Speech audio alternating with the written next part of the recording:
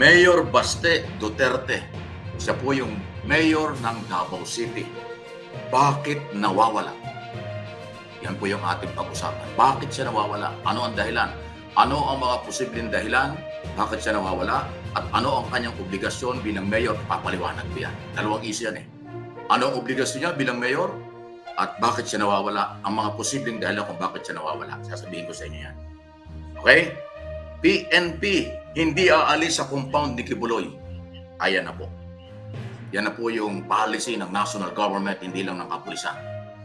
Kung bakit nanindigan silang hindi aalis, ipapaliwanag natin sa inyo yan. Maya-maya po, pero dyan lang kayo. Alam nyo, ganito, ang isang mayor ng bayan, city, basta local executive, pag sinabing mayor, mayor dyan ng city at bayan, di ba? Yan lang naman ang dalawang posisyon. Ang mga mayor po, siya ang chairman ng Peace and Order. Peace and Order Council. Siya yung chairman, automatic yan.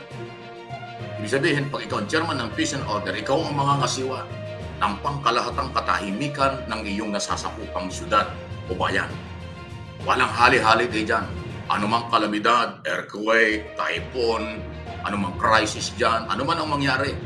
Bilang ama ng syudad, ama ng bayan, bilang chairman ng Peace and Order Council, ikaw dapat ang namumuna para pangalagaan ang katahimikan at kaayusan ng iyong syudad at bayan.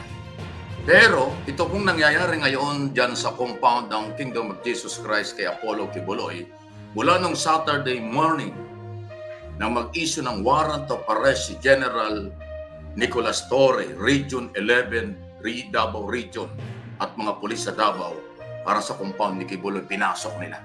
Pang-apat na araw na ngayon. Diba? Saturday, Sunday, Monday, ngayon Tuesday na. Wala pang chairman ng Peace and Order Council ang nagpakita dun sa site. Dapat siyang nauna dun. Dapat ang mayor, simula nung magkaroon ng crisis o problema, first hour noong Saturday morning, nang pasukin ng mga pulis at nagkaroon ng resistance yung mga tao ron, dapat agad nandun ang mayor para siya yung mamamagitan sa pulis at yung mga member ni Kibuloy para magkaroon ng katahimikan as chairman ng Peace and Order Council. Pero mula nung Saturday until now, wala pang Mayor Baste Duterte na nagpapakita dun sa site. Anong meron? Bakit? Kaya ang tatingan natin, Mayor Baste Duterte, bakit nawawala? Nasaan yung pagiging chairman ng Peace and Order Council? Nasaan yung pagiging ama ng lungsod? Na balitang-balita na sa buong mundo, yung kaguluhang yan, yung problemang yan, sa pagitan ng mga pulis ng Davao at ng Davao Region at ng mga member ni Kibuloy, wala pang mayor na lumutang para makontrol ang sitwasyon. Okay? Yan ang punto. Yan yung paliwanag ko tungkol dun sa obligasyon ng isang mayor. Yung kukontra dyan, hindi nakakaintindi ng batas. Ang kukontra dyan ay sip-sip sa mga Duterte. Ang kukontra dyan sa sinabi kong yan, mga DDS saradong isip. Yun ang responsibilidad ng isang mayor. Kahit sa inyo itanong, lalo na sa mga matitibang Pilipino. Pero pang tanong kayo sa kapwa nyo saradong isip, talagang lalong sa magdidilim ang paningin ninyo. Okay? Ayan o. Bakit Mayor Baste Duterte, bakit nawawala? Yun ang paliwanag ko. Kaya ako hinahanap siya. Kanyang obligasyon. Ito ang dahilan kung bakit siya nawawala. Dalawang isyo kung bakit hindi siya dumarating sa aking opinion at analysis. Una, pag nagpunta ka dun sa lugar, dalawa ang pwedeng mangyari yan. Kampihan mo yung kampo ni Kibuloy. Kasi ang mga Duterte identify ang Kibuloy Duterte ay isang grupo. Lagi silang magkakasama. Kaya pag nagpunta siya roon, definitely kakampihan niya yung Kingdom of Jesus Christ. Against Dalo yun. Hindi yung tatanggapin ng PNP. Di ba?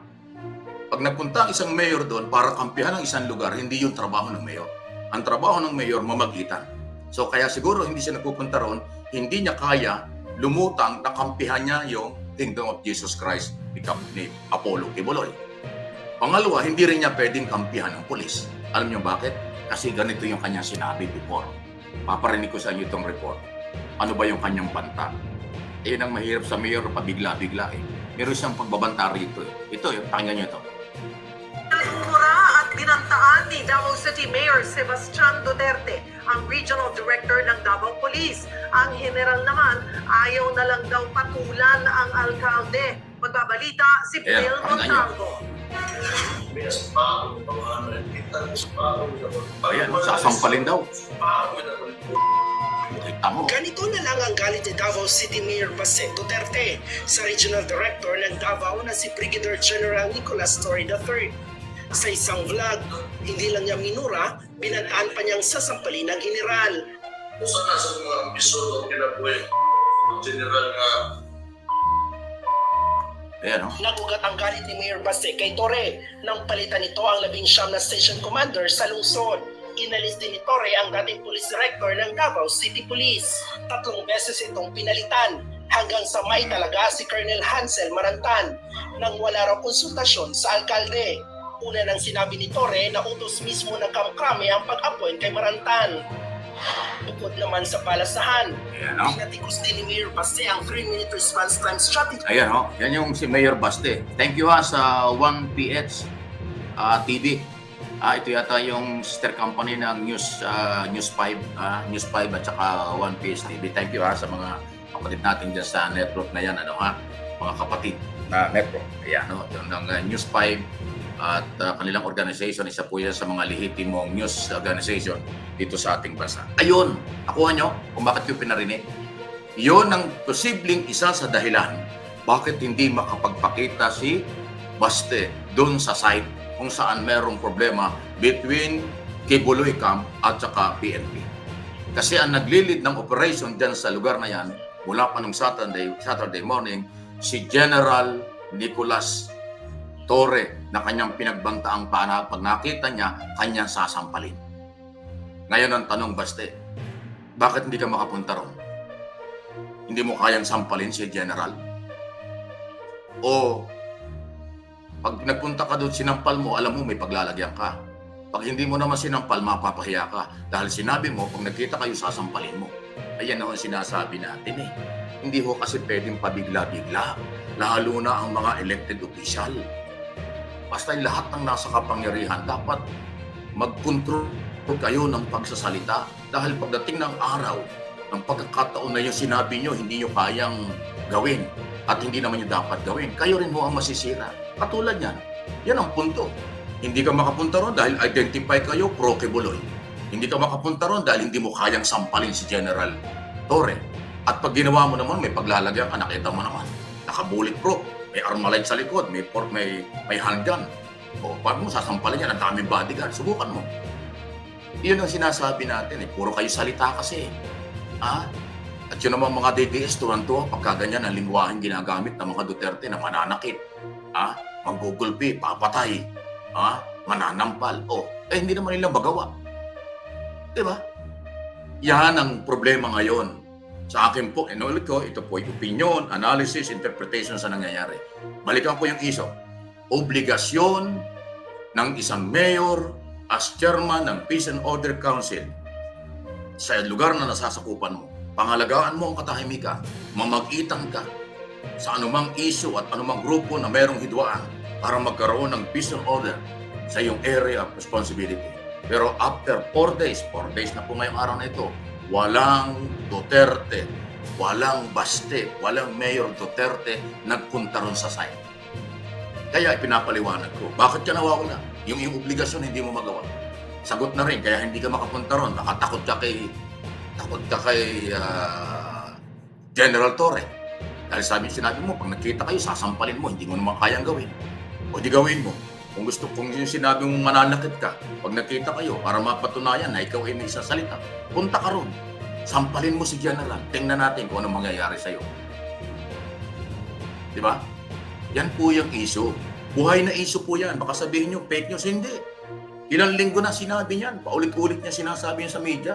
Nagbibisaya pa siya. Akala ng iba, hindi alam. Alam naman mga tao kung anong ibig sabihin. Yun yun. Di ba? Paano mo sasampalin yung merong armalite na nakabalagbag sa likod? Tapos merong handgun, naka-bulletproof, ang daming bodyguard kasi general yan. Hindi dapat pinagsasalitaan kasi ang isang general. Dahil general po yan, respeto sa uniforme, respeto sa sa ano po, sa respeto yung yung mga respeto natin yung tao. Ha? Eh pare-pares kayo nasa gobyerno eh. Bakit kayo nagsasalita ng ganyan? Ayan po, di ba? So, hindi nagagampanan ni Mayor Baste ang kanyang pagiging mayor dito sa crisis na nangyayari ito. Dahil nga doon sa naipaliwanag ko ng mga dahilan. Umiiwas siya kay General Torre, hindi niya kayang gawin ang kanyang sinabing sasampalin niya. O hindi naman siya makalanta dahil identify ang mga Duterte na kaalyado ng Kibuloy. O iba paano magkakaroon ng katahimikan? Eh wala namang ibang city, mayor o governor o local official na pwedeng manghimasok at makaalam sa Davao City kasi merong elected mayor dyan. Walang iba. Hindi makikialam ang mga ibang mayor. Walang pwedeng makaalam dyan. Okay? Dahil yan ay issue ng isang syudad na ang merong responsibilidad para sa katahimikan at kaayusan ang city mayor. Yan po. May idea kayo? Para alam nyo. Lalo na ngayon, mag-i-election tayo sa Mayo. Baka mga tatakbong mayor, tatakbong gobyerno, tatakbo sa mga local opposition, hindi nyo alam ang trabaho nyo. Ito, sinasabi ko, hindi ako nagmamagaling. Yung chairman ng Peace and Order Council, huwag natin kakalimutan, ikaw yun, mayor. Dapat, lagi kang nandyan para ayusin mo yan. Wala ka dapat kakampihan. Eh ngayon, identify kayo, kakampi ng mga Kibuloy. Dahil gusto pa nyo saktan yung general. O ngayon, ano nangyari? Nasa na ang tapang mo? Nasa na? Ayun, di ba? O, yung magagalit dito at hindi nakakaintindi yung mga troll at mga kaalyado. O, hanggang ngayon po, hindi pa tapos yan. Okay? Ayan, malinaw na po yan. Sunod na pag-usapan natin, PNP hindi aalis sa compound ni Kibuloy. Ayan po. Inulit na naman kahapon ni Colonel Jean Pajardo, spokesman ng PNP. Ayan na talaga ang Kasi nga ho, warrant of arrest yan. Walang pwedeng gumiba sa warrant of arrest. Aalis lang sila dyan pag binawi ng korte yung warrant of arrest. Yan ang tandaan nyo. Kaya nakita mo sabi ni General Torre sa harap ni Atty. Torrio ng pangalawang araw, Attorney, hindi dito ang oras at lugar na tayo'y magdebate. Kung may reklamo ka, dali mo sa korte, doon tayo magdebate. Dito, sa ayaw at sa gusto mo, papasok kami. Ganyan ang matigas na general. Yan ang leader ng general. Yan ang leader ng isang pulis. Yan ang kailangan natin. Dahil nanindigan sa harap ng abogado, sa harap ng mga tao, meron kaming court order, merong order ang korte, sumusunod lang kami sa batas. Gagawin namin. Yun po yun. Di ba kahapon, na-ambush interview si Executive Secretary Lucas Bersamin? Ang plano ng Malacanang reporter kahapon, ang ambush interview si Pangulong Marcos, pero umalis ka agad ng Pangulo. Lakad yata. Si Executive Secretary, ano sabi niya? I-apply ang batas. Sumusunod lang sa batas. Ipatupad ang batas. Sundin ang batas, ipatupad ang batas. Yan po yung hawak-hawak ni General Torre at ni General Marbil bilang Director General ng PNP. At dahil yan ang order ng Malacanang, at yan naman talagang dapat musunod, kaya yan ang dahilan kung hindi, sinabi kong hindi sila aalis sa compound ni Kibuloy hanggang hindi nakahuli. Okay? So kahapon po nagkaroon ng gulo doon dahil yung palang pag-block ng highway na tabi ng compound at saka ng airport, yung palang kagagawaan ng mga member ni Kibuloy. Nilagyan ng mga sasakyan at saka yung mga malalaking heavy equipment doon. Pero kahapon po, mga alas 3, alas 4, nag-warning ang police. Alisin niyo yan. Kung ayaw ninyong tayo magkaroon ng problema. Pinarningan sila ng 2 beses, 5 minutes, 5 minutes.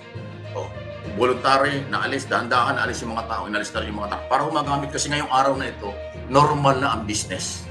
Di ba nitong nakarang weekend, although epektado yung mga taga Davao dahil highway yun eh. Kabisado ko po yan, yung harap ng airport saka ng compound ni Kibuloy, yan po highway ng Davao. Yan po dumadaan ng maraming mga sasakyan. Kasi kung dito sa Metro Manila, yan ang EDSA. Pinaka-EDSA yan sa Davao, tabi ng airport. Anong kabisi yung kalye yun? Parang Commonwealth Avenue yan, parang EDSA. Dito sa Metro Manila, yun pong kalye yan sa harap ng International Airport at Kibuloy Compound. Kasi yung pag-itan yan, pader lang po ang pag-itan. Lalakadin mo lang yung airport at saka yung compound. Pader lang akong pagitan. So hinarangan yung kalye, yung pala ng harang, yung mga member ng Kingdom of Jesus Christ. O diba, akala ko makaanak sila ng Diyos. Pero bakit sila ng harang?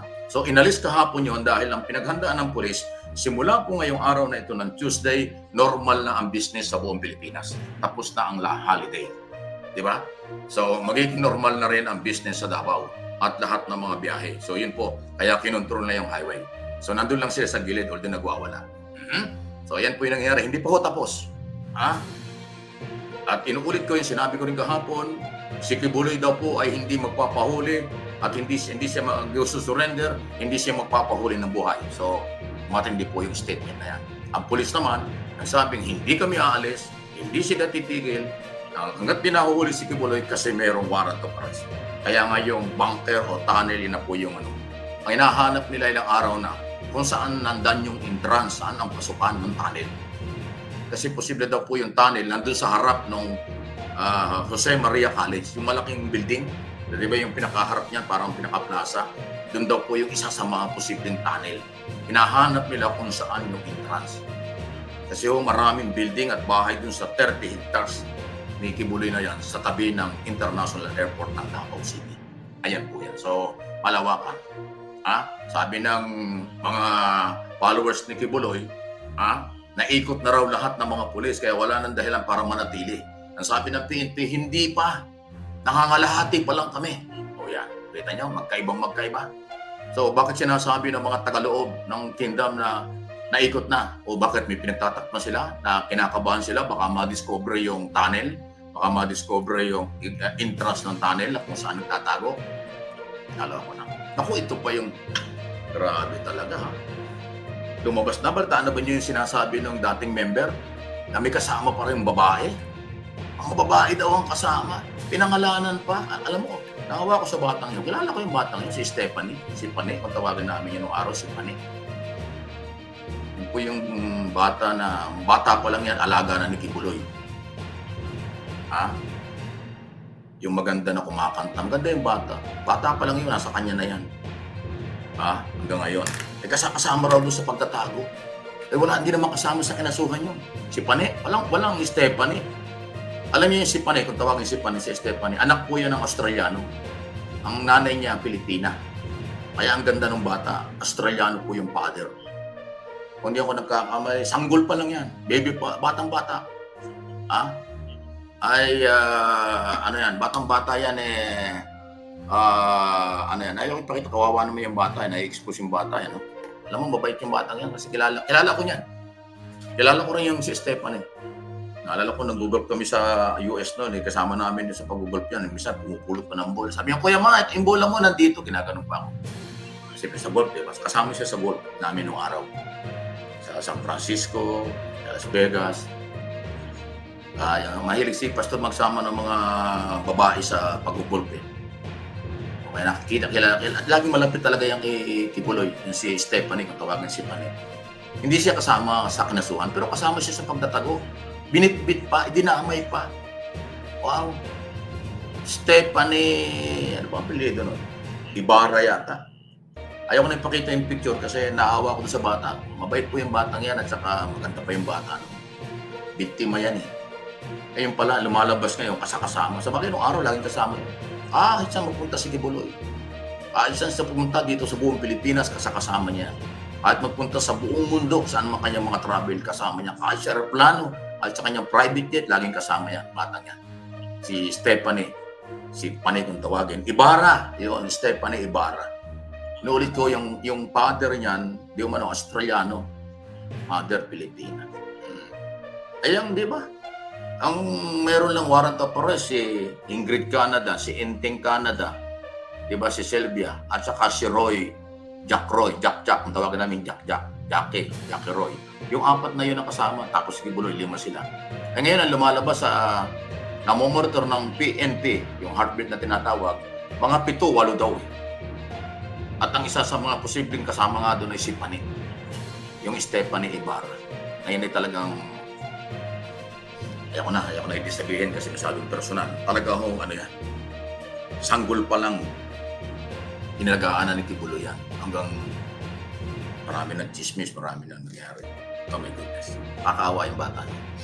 Alala ko yung naglalaro kami yan sa San Francisco yata o sa Las Vegas. Siyempre yung bola, pag pinalo yung bola, minsan hindi ko makita. Yun. Basta sa golf ganun eh. Biglang siya, Kuya Mike, nandito yung bola mo. Layo-layo na din. Ay, ganun si Pane, size ng golf. Anyway, So, dinidescribe ko lang ko kasi kilala ko yan. Kilala ko ng bata niya. Kilala ko ng marami dyan. Lahat yan. Hindi pwedeng hindi lang kilala. 15 years pa naman akong nandyan bilang empleyado ng SMNI. Okay? So, ayan, ikukwento ko lang po. So, ayan ho. Ang sabi ng PNP, 7 hanggang 8 ang posibleng kasama ni Kibuloy dun sa tunnel or dun sa bunker kung saan siya nagtatago. Base sa monitor, yung ginagamit ko palang pag-monitor ng yung equipment na ginagamit ng pulis, yung ginagamit, kalimbawa may mga kalamidad, halimbawa may nag-collapse na building, tabo ng mga para malaman kung may taong natabunan, yun yung radar na ginagamit nila. Malalaman nila kung saan parte, hindi lang aso ang ginagamit kung pati yun. Halimbawa, landslide, pinatabo ng tao, yun, natitrace nila kung saan posibleng may tao pa. Yung palang ginagamit. At ngayon, sabi nga, heartbeat, nakikita nila na mumonitor ng mga 8-7 yung kasama. Bakit ang dami? Ang wanted, di ba, ang pinaghahanap, 5 na lang siya. 5 na lang sila. 4 yung si Enten, si Ingrid, si Jacqueline, Jack, saka yung isa. 4, 5 nga lang. Bakit 7, 8? Sabi sabihin, may kasama pang iba. Nadamay tuloy. Ayan, okay? Yan po yung paninindigan ng PNP. Walang uwian, walang alisan. Until now, nandyan pa rin po. Sana naman po ay hindi na maapektuhan yung walang kinalaman na may mga business yan po sa Davao. Hopefully, business ay bumalik. Maging normal ang business sa Davao ngayong araw na ito at sa buong bansa. Dahil hindi naman ho ito national issue. Ito po ay police matter. Police issue ito. Trabaho ng police ito. Ipatupad ng warrant of arrest. So yung national government, from Office of the President, at Kongreso at Senado, by the way, ngayong araw ito, magre-resume ang public hearing ng Senado at Kongreso. Abangan ninyo. Okay? Pero pa ho isang malaking nangyayari na hindi natin mapag-usapan Alam ba nyo yung bukas sinasamantala ng, hindi ko alam, konektado ito, bukas sinasamantala ng China.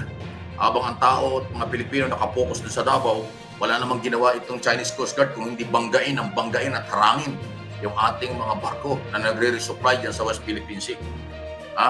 Noong Sunday, 4-5 beses binangga yung barko ng Bureau of Fisheries and Aquatic Resources ng mga barko ng China. Kahapon yun na. Kahapon mismo, yung Philippine Coast Guard hinabol ng 8 o 9 na barko ng China. Hinarangan, hindi ho nakapag-resupply, bumalik na lang sa Palawan. Coast Guard na yon.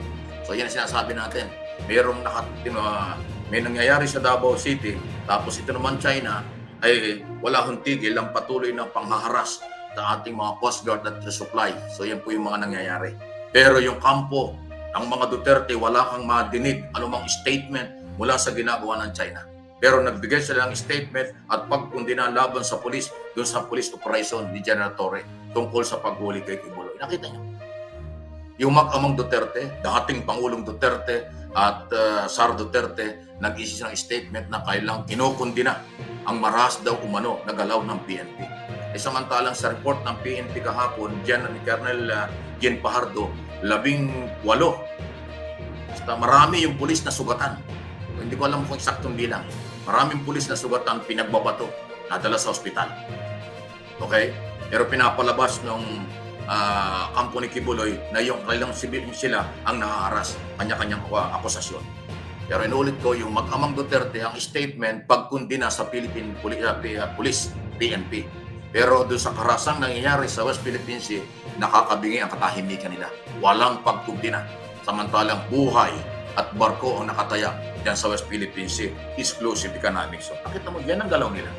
Walang pakialam sa pangaras ng China. Pero sa court order na dala-dala ng pulis, nakikialam sila. Panghaharas daw at kinukundina pa nga nila. Grabe. Kaya tama lang yung sinabi ng ibang mga congressman kahapon. Sinong congressman ito? Congressman Ortega, Congressman Abante, Congressman Kong Hon, di ba?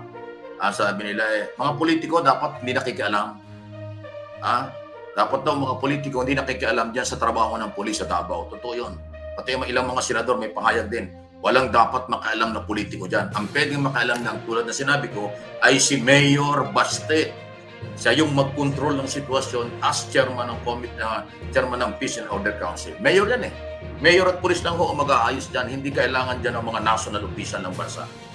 Kaya nakita niyo yung Pangulong Marcos hindi nagpa-interview kahapon kasi ayaw niyang palakihin pa. Ayaw niyang ibaba ang level niya kay Kibuloy. Alam niya, nandiyan na yung DILG, nandiyan na yung PNP. Ganun po yung professional po kasi ang style ng management ni Pangulong Marcos. Yung pinagkakatiwalaan niya ang kanyang gabinete.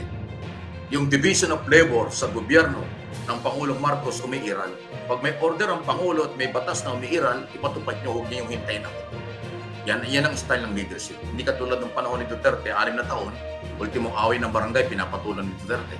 Ultimong interview ng media, pinapatulan niya pagka. Gano'n eh. Ay ang style ng management, professional. Si Pangulong Marcos. Nandyan ang DILG, nandyan ang pulis, sila na ang bahala niya. Kaya kahapon hindi siya nagpa-interview. Kaya nga si Secretary Bersamin, inambos interview kahapon, talagang ayaw magsalita, naglalakad siya, inahabol lang para. Kasi alam niya, ang issue ng warrant of arrest, bahala dyan ang DILG at ang pulis. Yan ang sinasabi nating yung area of responsibility.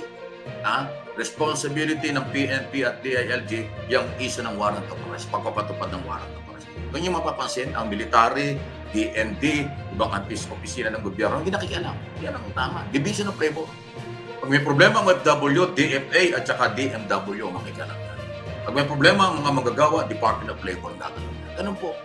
Professional ang approach at leadership ni Pangulong Marcos. Hindi katulad ng nakaraan, lahat si Duterte. Lahat siya nagsasalita, lahat siya nagre-react, lahat ng almost interview, nagsasalita siya kahit na wala na sa level niya, dapat local na. Ay iba ho yung style niya. Kanya-kanyang style ng management. Yun ang hinahanap ng mga DDS. Gusto nila kung anong ginagawa ni Duterte dati, gawin ni Pangulong Marcos. Hindi na pwede yun. Magkakaiba ang style. Di ba? Okay? Ayan. Anyway, sarado ang isip ng iba. Wala tayong magagawa doon. Okay? So, ayan po ang latest niyan. Hindi pa nahuhuli si Kibuloy. Hindi totoo na mayroong teargas. Pinapalabas na may teargas. Hindi ho teargas. Walang teargas ang polis. Yung mga usok-usok doon, yan. Kaya sinabi na ng polis, hindi naman kailangan gamitan ng teargas yung mga yan. Pinakiusapan nga sila umalis at umaalis ka. Ang masakit lang dito, nagiging siguro emosyon, pagod, puyat. Nananakit na yung mga member ni Kibuloy. Kita-kita sa mga video na mamato, may mga batong pinapakawalan, may mga monoblock na pinakakawalan, nagtutulakan, sumisipa pa. So, naintindihan ko niya dahil talagang pagod po at emotion talaga yan. Pero hindi sa pulis nanggagaling ang karasan ng kanila ay nagpapatupad lang ng batas. Ang pulis kasi, kawawa nga yung mga pulis. Kung yung mapapansin nyo, umurahin. Grabe yung pagmumura nila. Minumura nila ng harap-harapan. Wala silang respeto sa uniforme. Yung uniforme ng pulis, yun na institusyon. Yung tao, hindi rin respeto. Sabagay, expected naman yan kasi nagdeklara sila ng withdrawal of support. Diba before nangyari ito? Biyernes ng gabi, nag-press conference yung mga yung followers ni Kibuloy, yung mga opisalis nila. Nag-declare ng withdrawal of support, nanawagan ng people power. Patatalsikin daw nila si Pangulong Marcos, pupunta raw sila ng Malacanang, hindi sila alis doon, hindi maalis si Marcos. Akala mo naman kung sino sila, wala naman. So, Biyernes ng gabi yun, 9 o'clock, pagdating ng alas 5 ng madaling araw ng Sabado, pulis na ang lumusob sa kanila. Sabi nila sila lulusob sa Malacanang. Puro sila salita eh. May pinagmanahan siguro. O ngayon, na ang pulis ang lumusob sa inyo, hanggang ngayon nandiyan ang pulis, wala kayong magawa. Kasi nga, may warrant of arrest. Yan tapang nung simple lang yung mga sagot ni Torre. Sa kayo, sa gusto mo, attorney, papasok kami. Kung may reklamo ka sa korte mo dalhin, doon tayo magdebate. Wala sa oras at walang lugar at hindi ito lugar ng oras ng debate. Papasok kami sa ayaw sa gusto mo. Grabe. O pinasok pa. Hanggang ngayon, nandiyan, hindi na mapalis. Ayan. Okay? Any comment? Expected natin yung mga troll at buzzer kasi yan ay sarado ang mga isip at saka doon sila naniniwala sa maling galaw. Tama ang PNP. Suportahan natin ang PNP. Suportahan natin ang national government. Ang Office of the President. Huwag kayong maniwala sa people power na wala yan. Nagsama-sama sila doon. Kakaunti naman doon sa may liwasang Bonifacio. Hindi. Ulitin ko sinabi ko kahapon. Hindi pwede na mag-people power, ang issue ay tungkol sa sexual abuse at qualified human trafficking. Hindi yan national issue. Hindi yan ebidensya o basihan para magpabagsak ng presidente. Hindi yan basihan para magpalit ng Pangulo. Sexual harassment at saka qualified human trafficking, personal po yung issue. Hindi yan national issue. Walang kinalaman yan sa sikmura ng Pilipino. Walang kinalaman yan sa national security, internal security ng bansa. Hindi po yan. Okay? Kaya para lang maging mapanatag kayo. Yung iba natatakot, bakit mag-people power sila, magpapalit na naman? Hindi po. Wala pong walang basihan at wala pong matibay na ebidensya. Ang people power, yan po'y bigla ang ginagawa. Kaya tandaan niyo bago ko magpaalam. Noong 1986, nanawagan ng people power, pagdating ng gabi, madaling araw, nandun na yung people power. Ganong kabilis. Noong 2004, laban kay ERAP, nanawagan ng people power, overnight lang, may nangyari na. Ay itong people power ng kampo ni Kibuloy at saka ng Duterte, DDS, ilang linggo na ito, ilang buwan na itong people power nila eh. Kasi walang supporters, walang mamamayan. Kahit manawagan ka ng people power, kung walang suporta, walang mangyayari. At ang issue sa people power, dapat may malinaw na dahilan bakit ka mag-people power. Ay ang issue ho rito, rape. Mga abuso umano sa kababaihan, qualified human trafficking, ano yun? Personal yun. Kung matino kang Pilipino, bakit ka sasama sa people power? Ang problema ay yung init ng katawan. Sus Marose. Kahiligan. Umano. O, di ba? Kaya wala yan. Hindi yan. At saka ang people power, hindi pinapanawagan yan. Ang people power, pag magpunta ka na doon sa site, doon ka manawagan. Pag may dumating, yun na yun. Wala namang ilang linggo na silang nagpupunta nga sa EDSA Shrine. 3-4 lang ang tao, mas marami pa yung vlogger. Nagpunta sa Liwasan Bonifacio, wala pang 1,000. Yun nandun sa Davao, sabi na libo-libo, wala silang libo. Kaya lang maraming tingnan dahil ang pulis, mas marami pa yung pulis kaysa sa doon sa nag-iingay ng mga member ni Kibuloy. Yan ang totoo. Alam ko magagalit kayo. I don't care kung magalit kayo. Dahil ako, mahal ko na sa puso ko ang bansang ito, ang mamamayang Pilipino, at alam ko kung ano yung dapat. Hindi tayo nagmamagaling. Walang materyales, walang dahilan, walang mabigat na isyo para magpalit ng Pangulo ng bansa. Ang kanilang daladalang isyo, personal, politika lang, init ng katawan. Tapos gagamitin yun, taong bayan, para palitan kayo. Bakit? Pag nagpalit pa ng gobyerno, kaganda ang buhay natin, nakakaya lang sa taong bayan at sa buong mundo na magpapalit ng presidente ng Pilipinas dahil sa rape case, human trafficking, sos marusip ang babaw naman. Hindi tayo gano'n. Majority na Pilipino. Silent majority ng mga Pilipino. Matitino. Hindi lang Marcos loyalists, hindi lang Marcos supporters. Lahat dito at sa abroad, matitino ang Pilipino.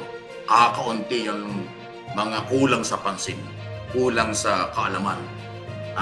Kasi ang people power, isang araw lang, isang galawan lang yan. Pag nanawagan ka ng people power at walang nangyari, wala na yan. Hindi pwedeng linggo-linggo may people power. Hindi pwedeng monthly na lang yung gagawin. Kasi nga, walang suporta.